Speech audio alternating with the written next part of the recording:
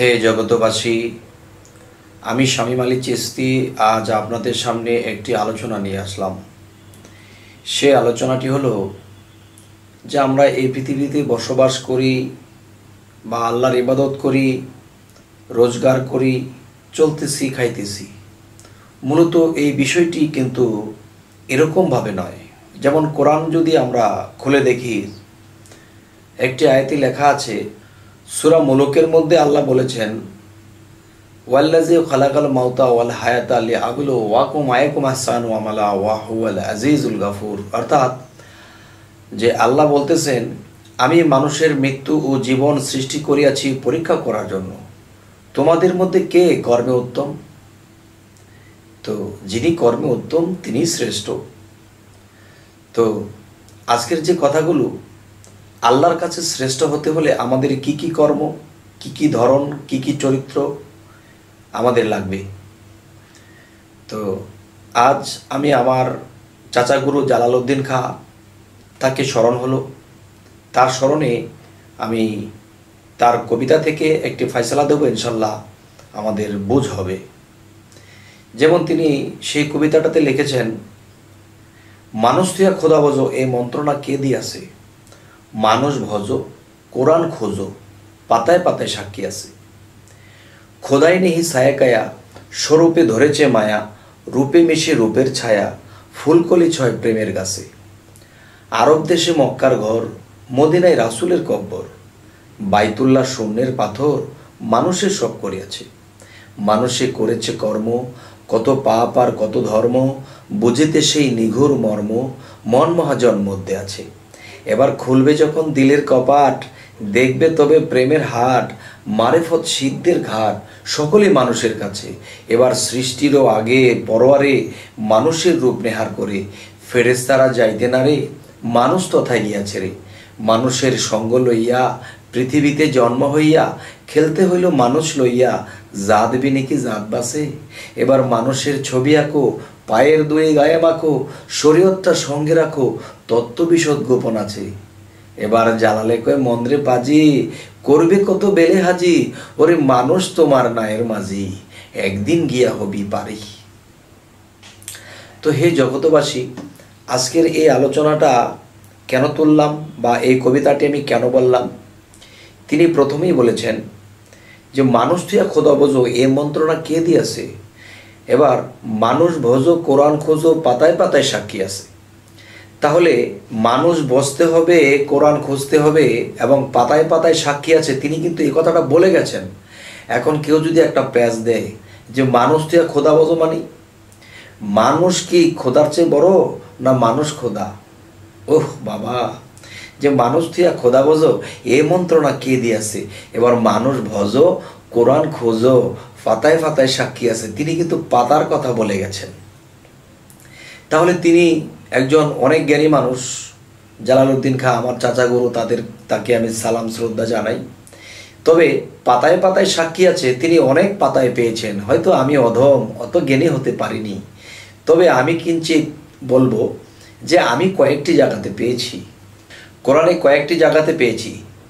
যেমন বলা হয়েছে যে আল্লাহ বলতেছে মুর্শিদের কথা, যারা এই পৃথিবীতে মুর্শিদ পায়নি, যারা মুর্শিদের থেকে দূরে থাকে, বুঝতে হবে যে তারা আমার মুর্শিদ পাবে না। এবং যারা মুর্শিদ পেল না, তারা কি, যারা মুর্শিদ পেল না তাদের জন্য আমি মুর্শিদ রাখিনি, বা তারা তাদের কর্মে মুর্শিদ প্রাপ্ত না। এবং যারা মুর্শিদ পাইল না তারা সুপথে নেই, যাদের মুর্শিদ নেই তারা সুপথে নেই। এ কথা সূরা কাহফের 17 নম্বর আয়াতে আল্লাহ এই কথাটি বলেছেন। আচ্ছা, আরও একটি সূরাতে বলেছেন, সূরা ফাতাহ, যে হে রাসূল, আপনার হাতের উপর যারা হাত দিয়েছে তাদেরকে জানিয়ে দিন, তাদের হাতের উপরে আমি আল্লাহর হাত আছে। তাহলে এদিক দিয়ে আমি দুইটা সূরা থেকে দুইটা আয়াত আমি বললাম। তো তিনি কি বলেছেন, মানুষ তুইয়া খোদা ভজো এ মন্ত্রণা কে দিয়েছে। এবার মানুষ ভজো কোরআন খোঁজো পাতায় পাতায় সাক্ষী আছে। তাহলে পাতায় পাতায় তিনি সাক্ষী কথা বলে গেছেন। তাহলে এখন কি বুঝতে হবে যে হ্যাঁ, আমরা যত ইবাদত করি, যতই সাধনা করি আর যতই কিছু করি, কিন্তু আমাদের একজন প্রকৃত মানুষ, প্রকৃত মুমিন, প্রকৃত একজন মুর্শিদ, কামেলে মোকাম্মেল একজন মুর্শিদ আমাদের ধরতে হবে। তখনই আমাদের ইবাদতগুলো শুদ্ধ হবে। কেননা আল্লাহ নিরাকার, আল্লাহ নিরাকার, আল্লাহকে দেখা যায় না, আল্লাহ নিরাকারে আছে। তবে তিনি একটি জায়গাতে বলে গেছেন যে প্রকাশ্যে মানব ছবি, গুপ্ত নিরঞ্জন। প্রকাশ্যে যার মুর্শিদ নেই, আর সে অপ্রকাশ্যে আত্মজগতে বা রুহানির জগতে যে মুর্শিদ আছে তাকে কখনোই দেখা যাবে না।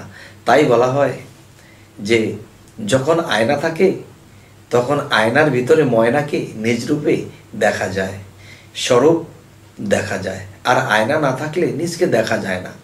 তাহলে আমার আয়না আমার মুর্শিদ, আমার মুর্শিদের ধ্যানে, আমার মুর্শিদের করণীয়তে যখন আমি ডুবে যাই তখন সেই আয়নাতে নিজের ছবি ভেসে ওঠে। তাহলে কি বোঝা গেল? যে প্রকাশ্যে মানব ছবি, গুপ্ত নিরঞ্জন। যে গোপন, চিরগোপনই থাকবে, তাকে কখনোই পাওয়া যাবে না। যখন মুর্শিদ ধরেছি, মুর্শিদের রূপ সাধনা করেছি, তখন কি হলো?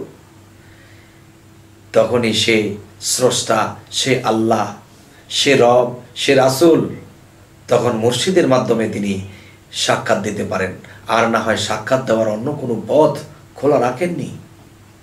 হে জগতবাসী, আজ আমি এই কবিতাটি বলার উদ্দেশ্য যে আমি নিজের থেকে যদি বলি হয়তো গ্রাহ্য কম হতে পারে, আর যখন আমি একজন জ্ঞানী, একজন দার্শনিক বা একজন মহাকবি, আমি তার কবিতার ছন্দ থেকে তাকে ভেঙে বলার চেষ্টা করলাম। তিনি এই কবিতাটিতে আরও কিছু কথা বলেছেন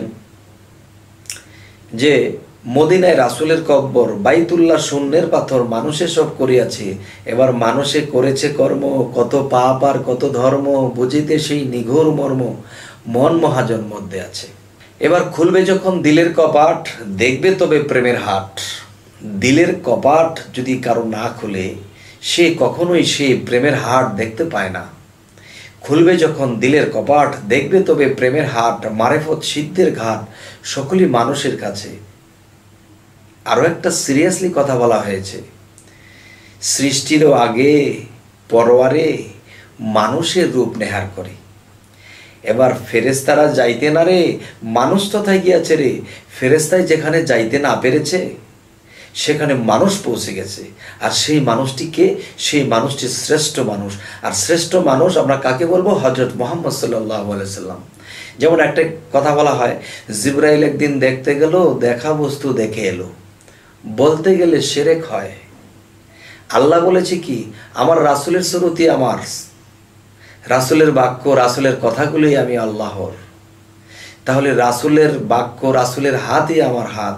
রাসূলের বাক্য যদি আল্লাহর হয়, রাসূলের সুরত যদি আল্লাহর হয়, রাসূলের হাত যদি আল্লাহর হয়, তাহলে রাসূলের যে রূপস্রোত এটাও তো আল্লাহর। এখন জিবরাইল একদিন দেখতে গেল, দেখা বস্তু দেখে এলো, বলতে গেলে শিরক হয়। হে জগতবাসী, আল্লাহ বলেছে কি যে নবুয়াতির যুগে আমি নবী এবং রাসূলদের মাধ্যমে আমি প্রকাশ দিয়েছি, এখন আমি প্রকাশ দেব ওলিয়া উলিয়া পীর মুর্শিদের মাধ্যমে, আমি আল্লাহ প্রকাশ দিয়ে থাকি। তাহলে কি বলেছেন? হে রাসূল, আপনার হাতে আমার হাত। রাসূল বলেছে কি, বেলায়েতের যুগে ওলিয়া উলিয়া পীর মুর্শিদের হাতে আমি রাসূলের হাত, আর আমি রাসূলের হাতই আল্লাহর হাত।